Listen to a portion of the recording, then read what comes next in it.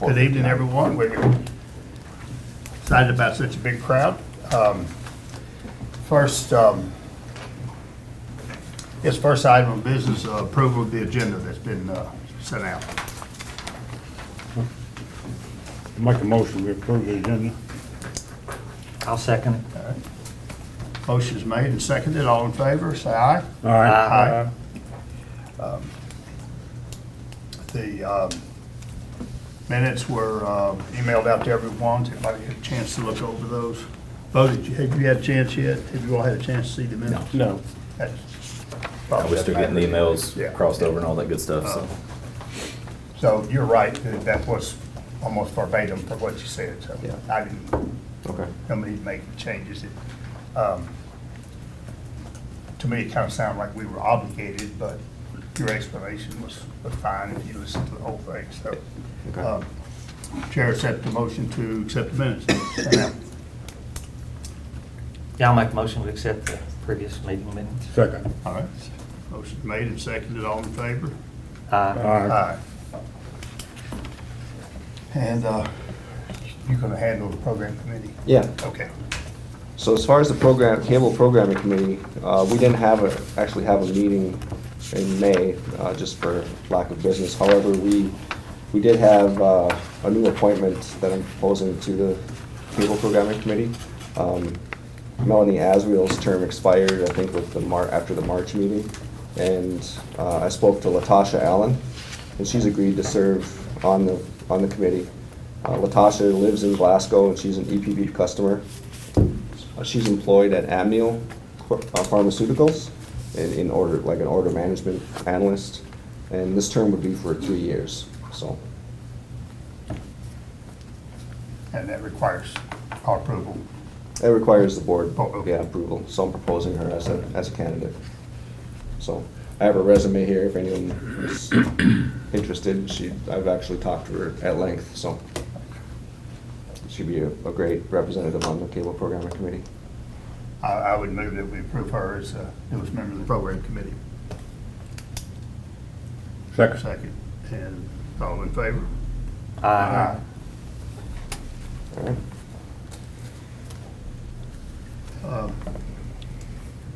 Melanie down there? Nope, Melanie is Okay. not here, but Nicole is Okay. here in her stead. All right, so the next item was a little bit of a carryover from the last board meeting where the recommendation was made to have representative from Community Relief and Bridge come and talk about their process for vetting. Ken? They're back here. Okay.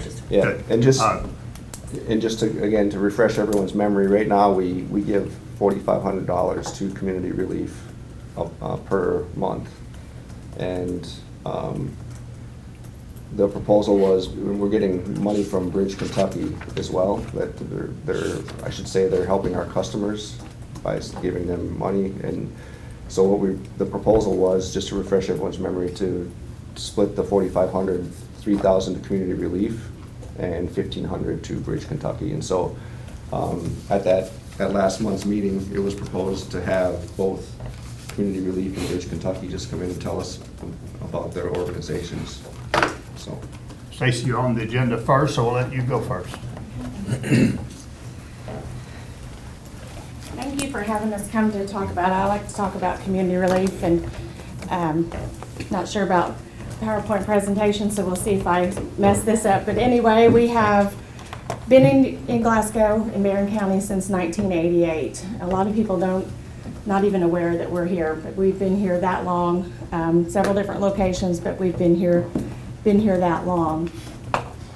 Our mission statement, you can see there, we want to make sure that we're able to help the people in the community.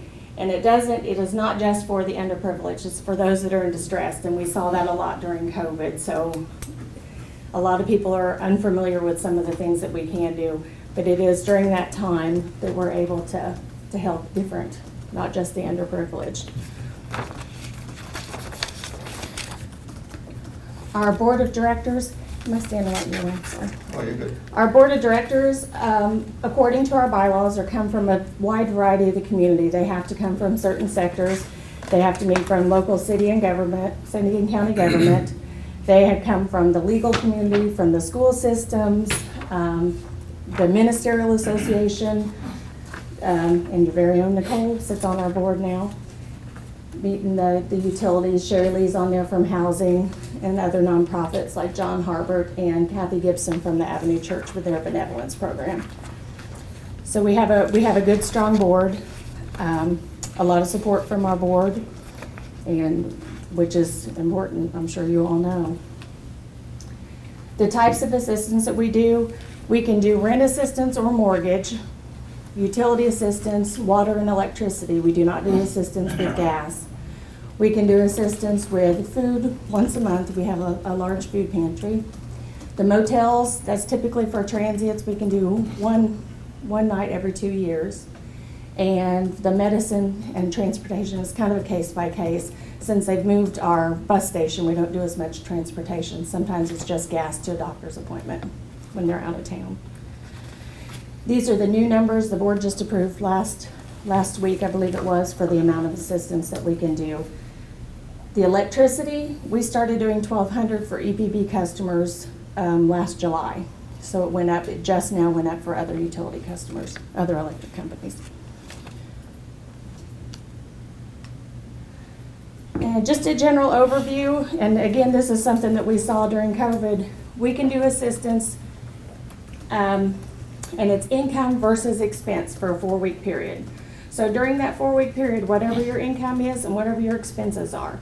And it doesn't matter, so when COVID happened and they were laid off and they're not getting the unemployment yet, you all know what that mess was, they still would qualify because they still had that car payment, that house payment, and things that they were able to make when they were working, but couldn't make then because they weren't getting that unemployment or whatever their circumstances was. The clients can come in every 75 days for assistance or up to that dollar amount. So if they come in one time and get $300 for rent, come back another time in 75 days and get another $300, up to the $700. The information that we use, everything goes into Charity Tracker. Everything goes in Charity Tracker. Typically, are anybody familiar with Charity Tracker at all? Charity Tracker is wonderful. We started using it in May of 2014. It is a web-based program. You guys have access to it here. When the client comes in, everything they have is entered. It's like Social Security office. Everything is in there about that person. Their driver's license, their Social Security card, their bill, their receipts from where they paid their bill. Everything is in there. It limits the duplication of service throughout the community for the other agencies that use it. Next Step uses it. Several of the churches use it. They can go in there and see what we have done. So other agencies that have, like Community Medical Care, for example, she can go in there. If we've had a senior that's now applied for her program, their awards letter and the information she needs is already in Charity Tracker. So it helps the other agencies, and it helps us too when they've been to them first.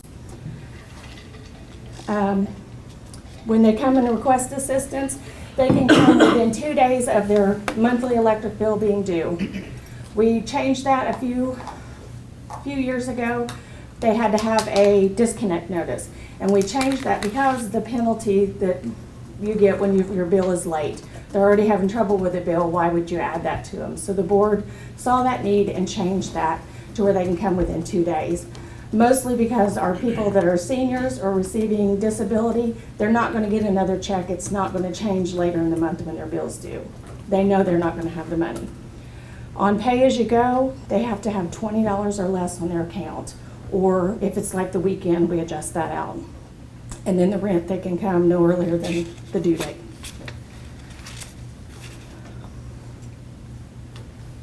So when they come in to apply, the client comes in and they tell us what they need help with. We pull up Charity Tracker to see if they're already capped out, they're eligible, whatever it is.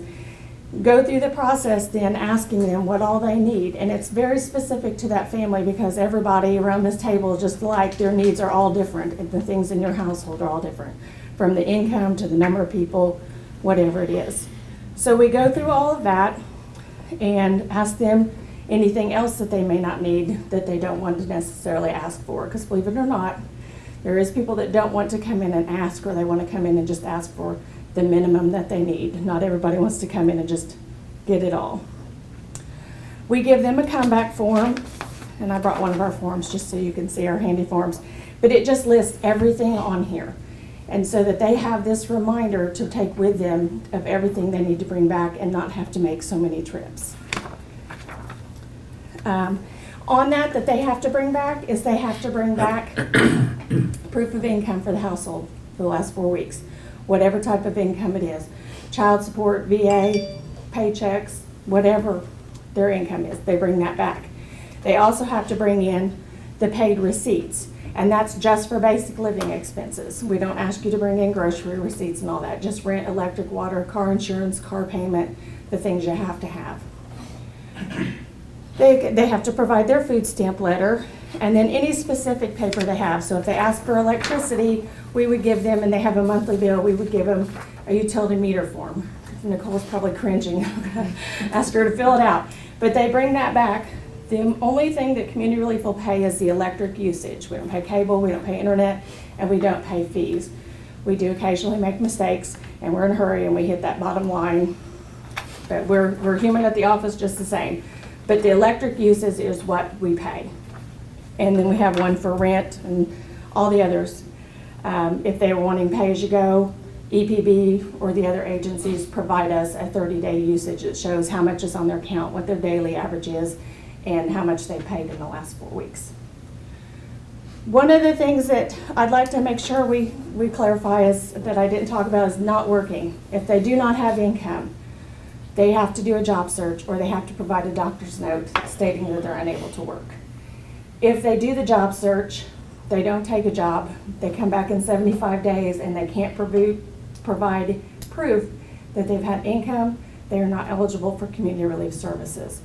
Just because we're not trying to encourage you to just keep coming back and not working. You have to, if you want to do that, you have to try to be helping yourself. If you've worked and it didn't work out, is one thing, but you have to try and prove that you're trying to work.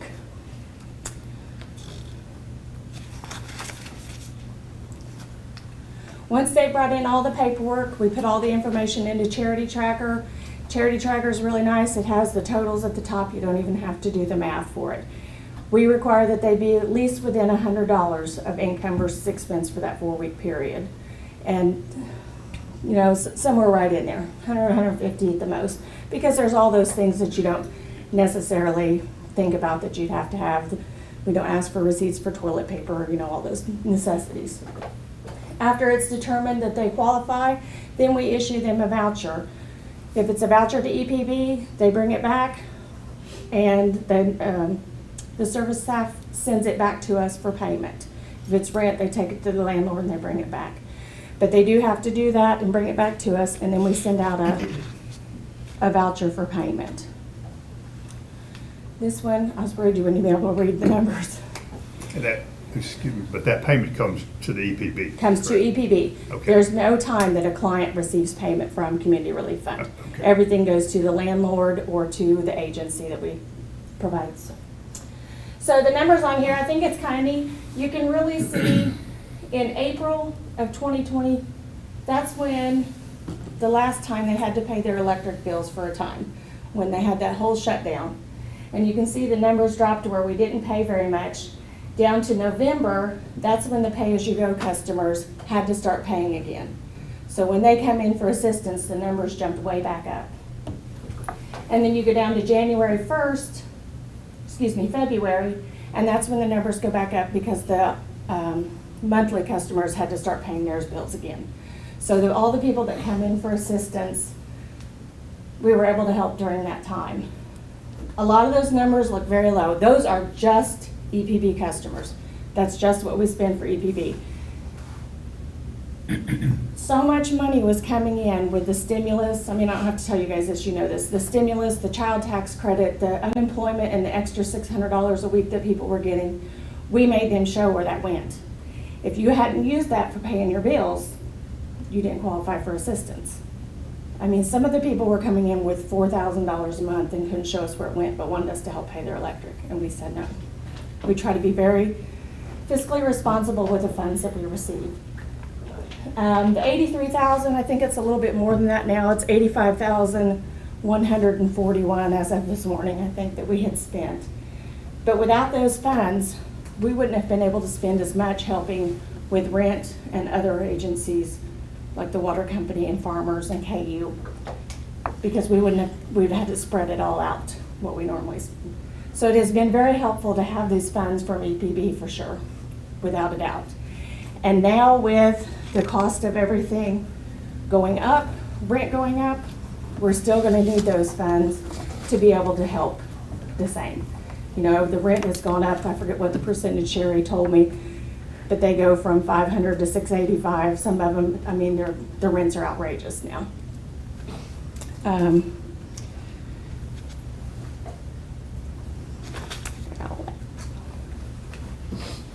So this is how we give our assistance out. Before COVID hit and before we received the TVA funds, we gave out $250 assistance for electricity, any type of utility combined, and $250 for rent. And we only paid 75%. So whatever they put in the electric usage on that bill, we only paid 75% of that. So in March of 2020, the board increased it to 300, and they done away with the 75% guideline to be able to help those that were, when COVID were first affected. In July, they increased the amount for EPB customers only to the $1,200 a month. So they could get $1,200 towards a monthly bill sometime throughout the year, or $300 every 75 days for pay-as-you-go customers. And in May 2020, May 2022, when they just increased it, that's when they increased for all electric users to get $1,200, $300 for water, and $700 for rent. And like I said, we wouldn't be able to do that, and we wouldn't be able to keep doing that without your all's help. We do appreciate it. You know, I understand there's a need for bridge and other agencies in the community as well. We're not saying give it all to us, because we know there's a need, and we do know that they provide service because we refer people to them. When they can't come to us, they do. But we would like to consider that you do keep funding community relief with that, because we could use that assistance. We would like to ask that you require charity trackers so there's no duplication of service, which with EPB is not a problem, because if they get 2 vouchers, they call us and say, look, they've already got this help. We're not taking it. Whose do you want back, or what do you want to do? But, you know, other agencies, that duplication of service, that's a big deal. We don't know when Community Action has paid a bill unless they call us and tell us. So we do appreciate that. They could use charity tracker. Any questions? So the reason you don't pay gas bills is what? I'm not sure what the reason is they don't pay gas bills. Since I've been at Community Relief since April of 2014, they have never paid Atmos bills. At one time, I was told it was because another agency received the, like your Roundup program, I forget what Atmos calls it. So they referred to that agency to be able to use those funds, but other than that, I do not know. Stacy, just to make sure I understand this right, so that $4,500 a month, that's specifically for electric bills? For EPB customers. EPB customers. It Yes. doesn't help people pay their rent, that goes to the electric? No, it goes strictly to EPB customers. We have, obviously it's tracked through our accounting firm. We use Taylor and Polson to pay all of our bills, and then we have an annual review through Campbell, Myers, and Rutledge as well. So is there a surplus right now of EPB money with? There is the surplus between the 130, I don't know how to make it go the backwards. 83? The 130 and the 85 now, I think. Yeah. Okay. But like I said, with the bills going up and, you know, everybody's bills goes up, there's not as many donations that come in to help the agencies. Sure. So that would still be there for us to be able to help those agencies. And that's just electricity and not cable or? No cable, no Internet. internet, nothing. Just Unless I electricity. said we occasionally make a mistake. I won't say that we don't ever make a mistake, but there is that time. But it is electric usage only for EPB customers. Stacy, thanks for coming, by the way. This has been very informative, and you've hit on what we wanted to know is how you're, we don't want to do your job, but we're happy to help people that need help, and that was the point of this presentation. But on the expense side, how do you scrutinize that? So let's say that I don't know, what some ridiculous things that people spend money for, these phones. $300 cell phones. So, and we all know there could be a lot of other things, so they could have expenses that exceeded their income, but it may still be expenses that you might deem as unnecessary. They do. So how do you handle that?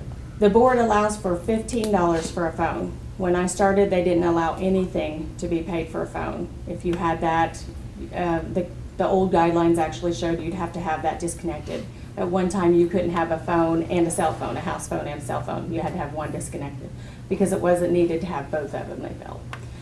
When I started, they had done away with taking phone in as a necessity, and I disagree because everybody needs to have the ability to call 911. Not everybody lives in town, a neighborhood where you can run to the neighbor, so you have to have that ability to call 911, especially our seniors. And the cell phones do meet that. You can get the free phone through food stamps, and at the time, the cheapest phone was $15. The cheapest plan you can get was $15. So there's some things that's a set amount that they come in. But if they have a $300 phone bill and they don't qualify because of that, if they have a ton of cable, pay as you go, all those things, and they don't qualify because of that, we do not assist. Okay. Lottery tickets, scratch offs. No, you wouldn't believe that they will bring bank statements in that show where they've eaten out, where they've been to Dollar General, which could be necessities. But everything that's on there, and you think if you had stayed out of Pizza Hut and McDonald's and these places, you might have, and you can come to us for food, and I know I want to eat at McDonald's occasionally too, but some of those things are not necessities. There's places that you can go and get assistance with those things if you need food, so it's not, but they'll bring showing everything that they've done. Question? What percentage of the people that come in and ask for help come back 70-some days later and ask for help again? The ones that come regularly every 75 days, if they're not a senior that's on such a strict, tight, fixed income, it's pretty low. We have a lot of the seniors that come back every 75 days. We do have clients that know the day that they can come back every 75 days. And they know what they need to bring to show that they qualify. Thank you, Stacy. Thank you. Good presentation. Thank you. Blade?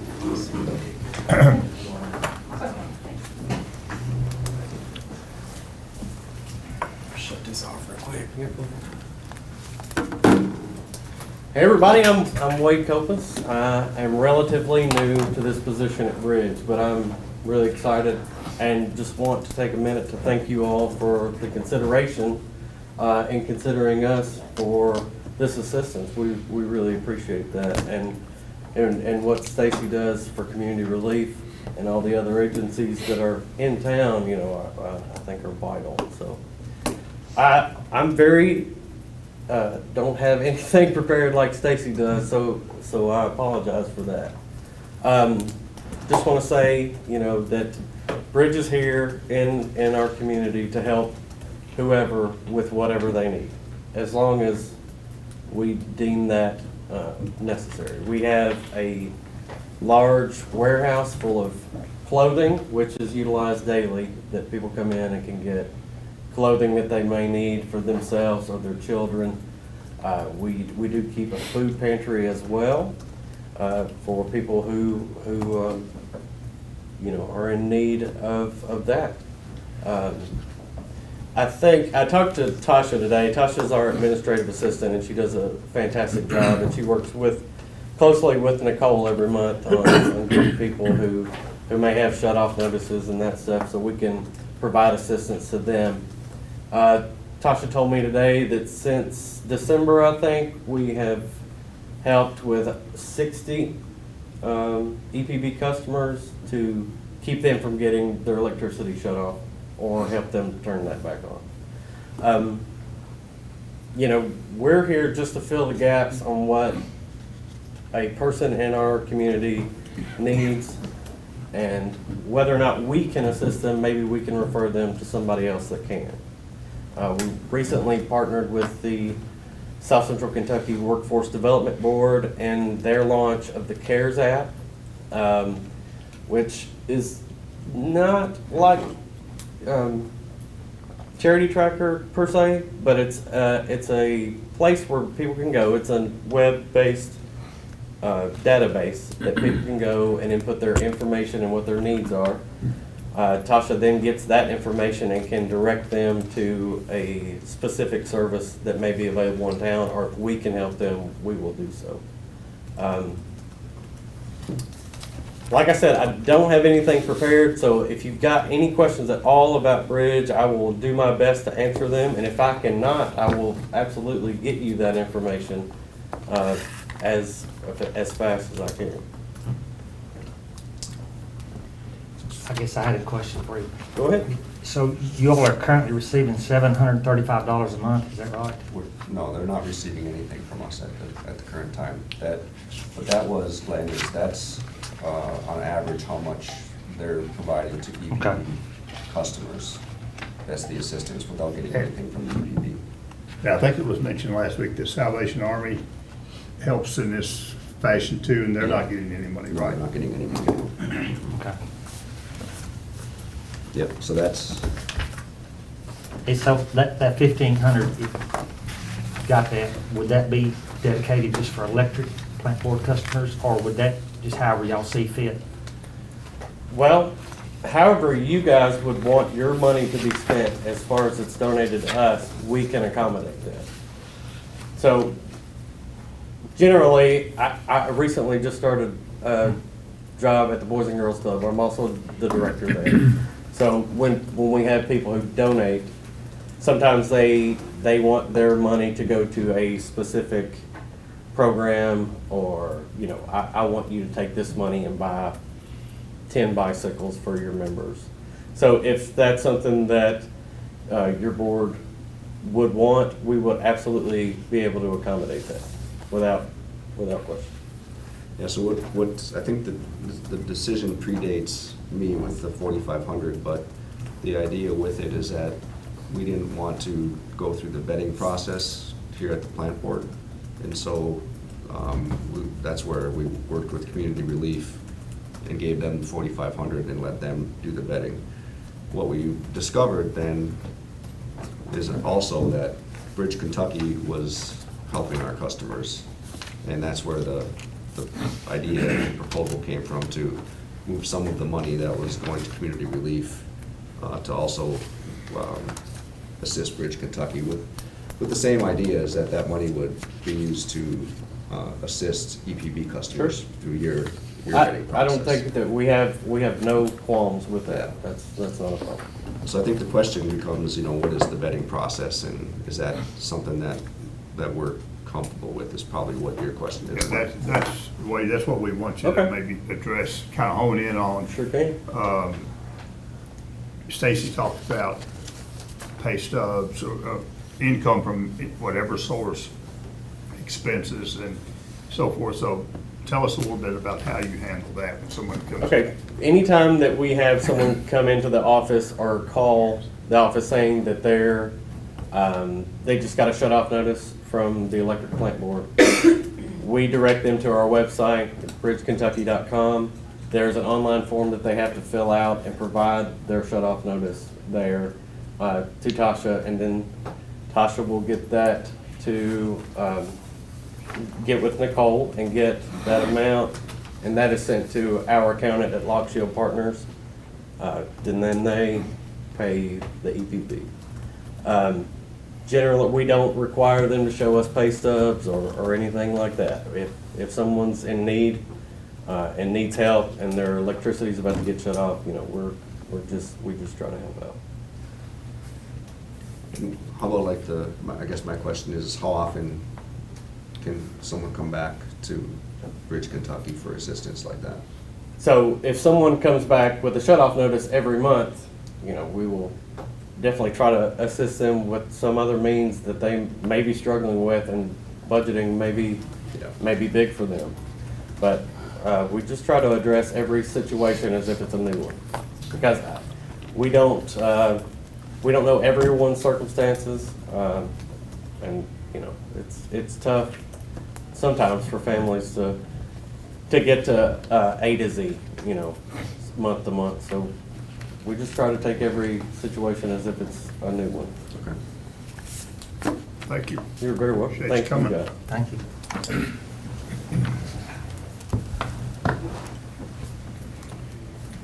All right. Our next item on the agenda is consideration of the lobby customer service remodel proposal. Dave, Yeah, I'll so- let you take this. Sure, so what, at the last meeting, oh, yeah, you guys are welcome to. You are welcome to stay if you Yeah. want, but you may leave. It's too. my night with my daughter, so I Okay, like to all right. spend time with her. Thank you guys very much. Thank you, guys. You're welcome. Thank you. Thank you, Stacy. Yeah, so at a previous meeting, I think it was the last meeting, I talked about the fact that we were looking at a customer service area remodel, and there wasn't really no motion or action by the board taken. It was more of an update. And this is, I would also characterize as an update. So what, we went out for bids, and we had a plan drawn up, and we went out for bids, and what, through the process of talking with the bidders, we started to realize that this was gonna be more expensive than what we really wanted to spend on the remodel. And, but we continued through the process of the bids, and sure enough, when they came back, they were more than what I think is reasonable to spend on, or more than necessary, you know. So what we're in the process, what we've already started doing is, we went back to the drawing board, so to speak. The plan that we presented for bids had some significant layout changes, I would say, including, you know, additional parking and the way customers would come into the building and those sorts of things. What we're proposing now is really keeping the layout the same lobby doors that we have now. The drive-through stays largely the same. It's not as ideal because there would be some, the customer service personnel would be back and forth from the drive-through to the customer service stations. There's some territory there between the two, but the expense we anticipate would be a lot less and still accomplish the two primary goals, which are safety, physical safety for the customer service personnel. Just in this day and age, things seem to be getting a little crazier at times. But the other one is, in something like a pandemic shutdown, we would be able to keep the lobby open, we anticipate. Just because it would be, you know, the dividers with bullet-resistant glass, which would go from the countertops to the ceiling, and so it would act as a barrier in all circumstances. The other, it would make the money side of it more secure behind the glass. Right now, it's just not overly secure. And so, and it would also be more ergonomic, a lot of the ability to stand and sit as they're helping customers and things like that. So we would, again, the lobby would, what we're looking at is basically the same layout, same lobby doors, although we're proposing to remove the interior doors, and we're gonna fix the courtyard, the little courtyard for the entrance, and make it kind of updated. We think all of that will just be a lot less expensive than what these bids came in at. It just makes more sense, and even from, as we started to talk it over again with those that bid, there were, and just looking at what our proposed layout was, we started to see some flaws in that as well. And so it's bottom line is, the summary of this little report is that it's back to the drawing board for future consideration. So, Rod, I guess this is a question for you. Since the bids have been received, we put a bid package out and received bids back, does the board need to take action to take his recommendation and reject all of the bids, or? I think, well, I mean, you're able to reject a bid, you don't have to take the lowest, you take the best bid, you know. But there's been no action he was just presenting you with proposals. And, you know, it may be cleaner to say at this time we're not, we reject all the bids as being, you know, excessive for us, for what our funds. There's specific language about if the bids all come in over the funds available. Right. So, and I think that's the way everybody's kind of looking at it, whether there may be money there, but not really available to. But not to- allocated for this project. Yeah, right. Yeah. So I think Well- it would be cleaner, I think, if someone would just, you know, put that to rest for right now by not accepting the bids, either of the bids at this time. Okay. That's how I saw the situation too. It did say you could reject them all if funds weren't available. Yeah, we got enough money, but not really, because we just we don't want to spend that much on this, so. Right. I'll make that motion then that we, on this particular package, that we reject both bids. There were just two received. That's right. That we reject both and go back to another plan that we feel like may accomplish what we need to do for substantially less cost. A second. Okay. Motion's been made and seconded. Is all in favor? Aye.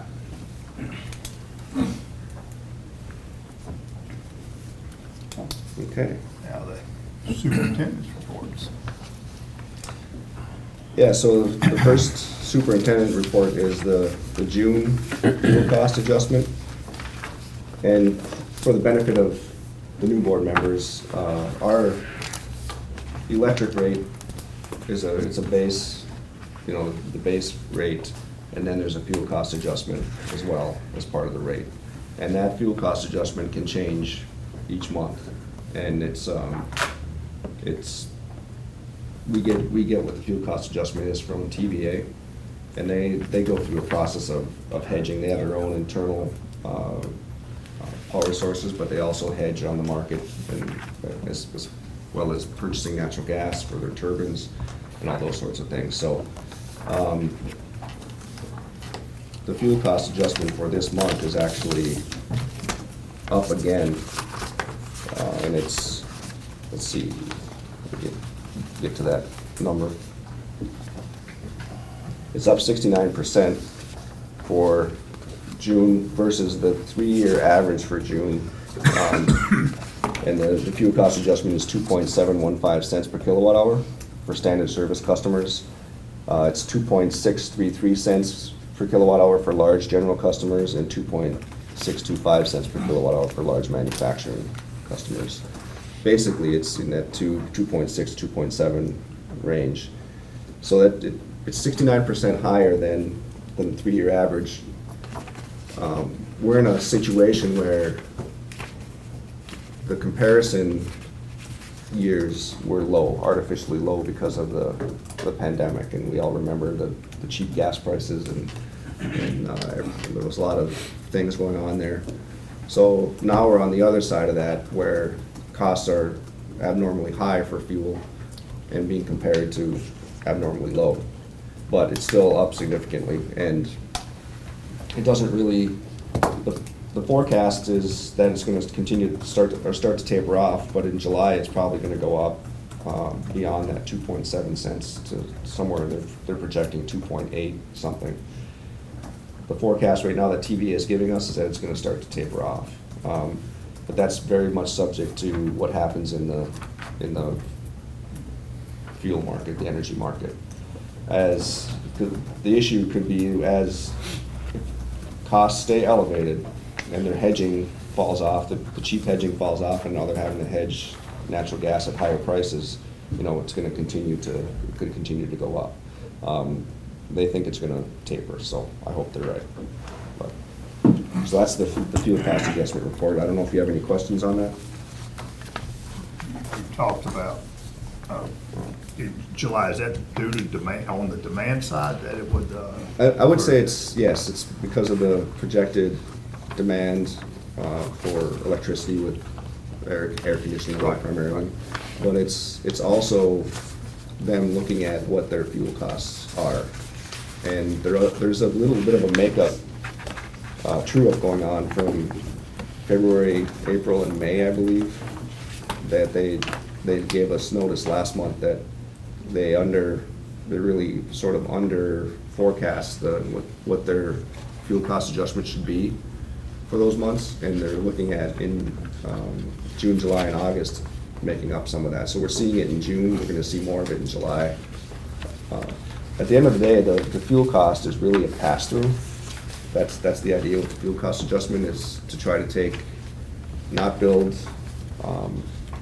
the risk into the base rate. It's to have the fuel cost adjustment take care of changes in fuel costs. But the risk, they still try to eliminate some of the risk through the use of, hedging natural gas prices, hedging electricity purchases off the open market, and those sorts of things, so. So this is really just a report. There's really nothing we can do No. about that, and it's gonna be passed straight through to the customer. Right, yep.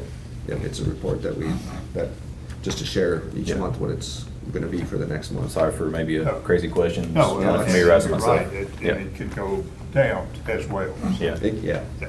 yeah. And then the next one is the outage report. So you have two graphs and then a list in front of you. If you look at April, this is one of the few times since I've been here that we really had an interesting trouble report for April. The 19 events, this is the, Get there eventually. lots of paper there. You guys go ahead. So we've had 19 events in April, which is up versus 8 last April, last year ago. And a lot of it has to do with animals. The varmint causes were 8, and there was 6 unknown. Now, I think some of those 6 unknown were also probably animals, because if a line fuse blows and it's protecting a couple miles of line, we're not gonna really see climbing animals a lot of times that caused it, a squirrel or a bird. It would fall in the, in the ditch in the long grass, and we're just not gonna see it. It may not even really be looked for. So anyway, I think we're having a lot of animal issues for whatever reason. I think some of it has to do with, as the trees green up and the branches start to sag toward the lines, it gives another path for animals to get onto our system, as opposed to just climbing up, poles and stuff like that. But I went out, this wasn't on this report, but there was a pole in the middle of a field with nothing around it, and a bird got into it, and it caused an outage, and we went out to look, because it was odd that this outage occurred, and, it was a bird, it's just one of those, we can do things with squirrel guards and other things to protect it, but animals are pretty tough to guard against for the most part. So a lot of outages from animals, and then the unknown, which I think was animals as well. Whereas trees, we had one tree outage that was tied specifically to a tree, so we're doing really well in that regard. We've had a lot of winds, Mhm. mostly in May, but Yeah. I don't know. Yeah, it was. A lot of the outages didn't happen when it was windy, interestingly enough, Yeah. so. And then the third, so the second graph just shows the breakdown of causes, and then the Excel spreadsheet basically gives you more detail on each one of the outages. And those are in chronological order throughout the month, so.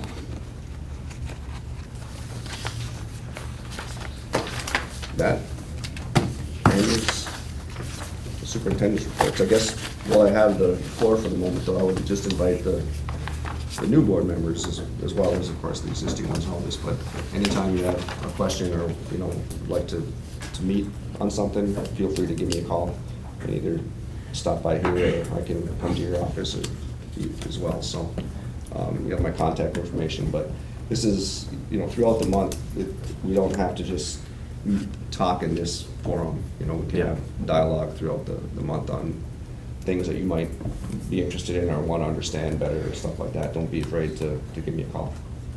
In fact, it'd be appreciated, you know. Yeah. Nice to have, you know, everyone understand the dynamic of what goes on here at the plant board, so. Yeah, I might like to maybe do a tour more, you know, sometime. Yeah, that'd be. Some of the stuff. But Yeah. I've been to the drive-through, paid bills, but Yep. the inner workings. Yeah, absolutely. The tour won't take long, but there's some interesting stuff to see, so. Sure. Yeah. I appreciate you mentioning that because you've been a fantastic help to me as a new board member and as a chairman since January. So he's a great resource and always has the time to. We usually text, but Yep. get a time and it's so take advantage of that. Yeah.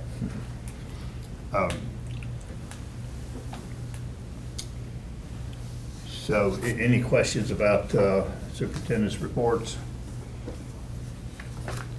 I guess we're not the only people that have problems with squirrels, I don't suppose, but is there anything that can be done? We continue to add squirrel guards to the transformers, so there's things that can be done, and we continue to try and improve it. I think it was fairly odd that we had so many animal issues this month. So we'll see where we're at next month. Okay. Yeah, Now, we heard presentations from Bridge and Community Relief. It seems to me that at the last board meeting,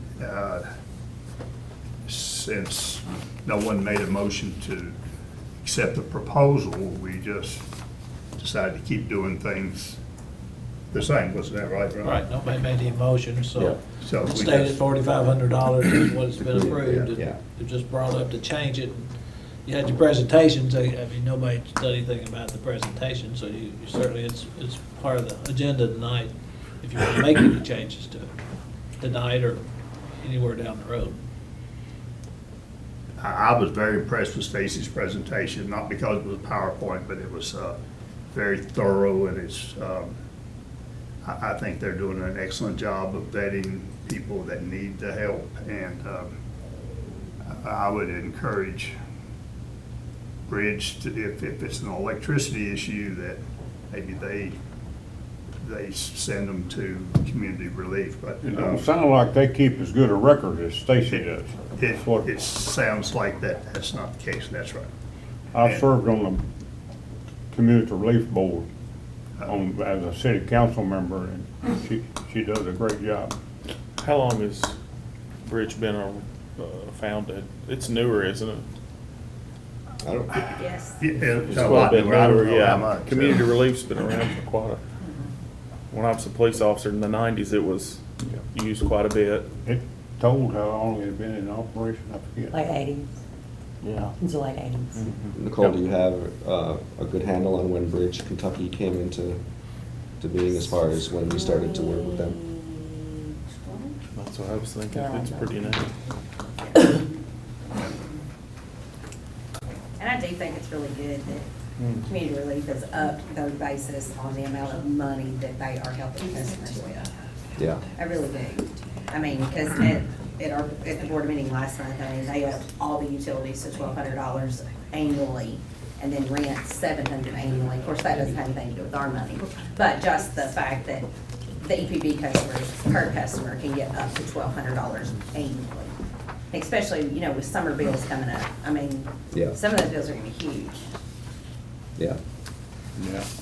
This charity tracker, does that cost anything? Is there a fee? We actually, I don't think we pay anything for the charity tracker. I think it's included with us being on the board there, and it's fabulous. It really is. Because you can tell every agency that this person, you can look up, and it shows every agency that this person has applied through for assistance through. Okay. I try to encourage all of our benevolence people to join Charity Tracker because it does help with people that just jump around Right. trying to get assistance everywhere. And And I do kind of try to keep a big eye on that, because I will call, if I see one person that's got 2 vouchers for $400, I'm gonna call and say, oh, okay, wait a minute. Did you know that this person had applied for assistance here? And they're like, no, well, somebody needs to void their voucher then. Okay. Item 7, any new or old business to come before the board? I don't have any. Next item, my resignation is not on this agenda, but It's 'cause it's I not will make that effective. formal announcement. I am relocating to Jonesboro, Tennessee, effective tomorrow. And Dave has known about it for some time, and the mayor, and so we've gotten 2 replacements, 2 board members, so we can. Two to replace you? I think that's what he Actually, just said. there is That's what no, you said, wasn't it? yeah, that's what he said, but I think both of these, neither of these are replacing Mark. No, they're not replacing me, but they will allow this board to have a quorum though, and conduct business next month. So as far as the nomination of officers, I'd like to take this opportunity to nominate Glenn Pritchard as the new chairman, and I guess generally we ask for any other nominations. It's probably not I'll second. possible. Okay. We're doing this right, Ron? Can we? Yeah, I mean, if there's no other nominations, you got, Then, well, you can, it's not, you don't have to second the nomination, you make your nominations, and then, I guess it could just be, if he's the only nominated person, you can All right. make a motion to accept him as the chairman, and everybody can go from there, or you can have a vote. we, if there are no other nominations, then I would, I guess, request that we accept Glenn as the incoming chairman of the board. I'm in favor of that. I'm in favor. Aye. All right.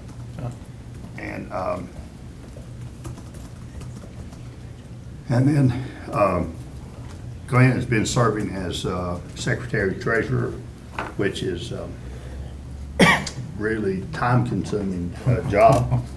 But he's going to have to give that up because he can't do both. And so I'd like to nominate Bo Jones as the successor to Glenn as secretary treasurer. Second. And any other nominations for that? You good? I'm good. All right. All right, so all in favor? Aye. All right, thank you, gentlemen. I guess I should have explained why we're moving down to the big orange country in East Tennessee, but we are in East Tennessee, by the way. It's about an hour east of Knoxville. We thought Knoxville was in East Tennessee, but it's to be closer to children and grandchildren. So they're all, I think, stuck there for the rest of their lives. And once I get there, I'm going to be stuck there because I'm not going through this moving situation again. But anyway, how's your moving going? It's Or unpacking, I should say. Yeah, it's gone pretty well. Okay. Yeah. Yeah. Have you had to work overtime here at the office while she's been unpacking? It's exactly. Long hours. All right, if there's no other business, the chair will entertain a motion I to was going to adjourn. say something if. Oh, okay, go I ahead. guess Glenn is now chairman. so- Yeah. I've gathered my thoughts over the last few days and weeks, and I wrote them down, so I'd like to read y'all this letter before we move on to the final item. I've proudly served on the board of directors for the electric plant board for over 2 years. Tonight, I will accept the position as chairman, not because it is a position I desired, but rather I feel there is a need for me to step up and take this role due to the current situation this board finds itself in. We've lost several of our members over the last few months, but we must continue to conduct these monthly meetings and make important decisions which are crucial to maintain this plant, so we can continue to serve the citizens of Barron County. I would like to thank the past two chairmen, D.T. Froge and Mark Haynes.